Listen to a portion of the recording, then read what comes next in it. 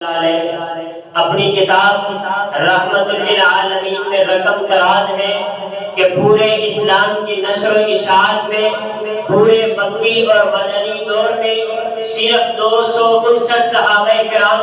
اپنی جانوں کے نذرانے پیش کرتے ہیں، لیکن جب مسئلہ ختم نبوت کا آتا ہے، جب باری آئی میرے حضور صلی اللہ علیہ وسلم کی ختم نبوت کی، تو جنگ یمامہ کے اندر 1200 صحابہ کرام نے اپنی جانوں کے نذرانے دے کر یہ لکھوا دیا کہ ہم نے ہر دور میں تقدیس رسالت کے لیے، ہم نے ہر دور میں تقدیس رسالت کے لیے وقت کی تیز ہواؤں سے بغاوت کی ہے، توڑ کر سلسلہ رسم و سیاست کا فصول، توڑ کر سلسلہ رسم و سیاست کا فصول، فقط ایک نام محمد سے محبت کی ہے۔ کاش میری یہ آواز گنبد خضرا تک یہ باد سبا پہنچا دے کہ اے میرے کریم آقا، اے اللہ کے لاڈلے پیغمبر، آپ کا غلام چوری کا مرتکب تو ہو سکتا ہے، آپ کا غلام زنا کا مرتکب تو ہو سکتا ہے، آپ کا غلام ناحق خون کا مرتکب تو ہو سکتا ہے،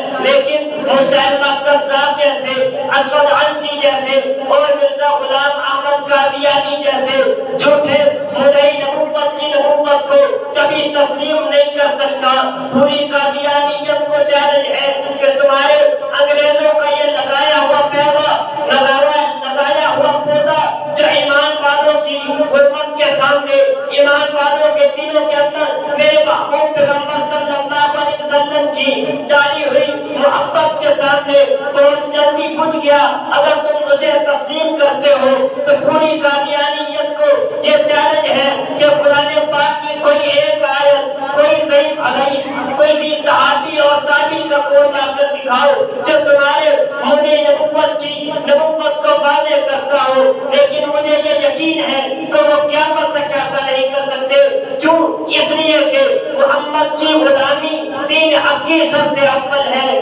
محمد کی غلامی دین حق کی شرط اول ہے، اگر اس میں ہو خامی تو سب کچھ نامکمل ہے۔ میں دعوت شکر دیتا ہوں ہماری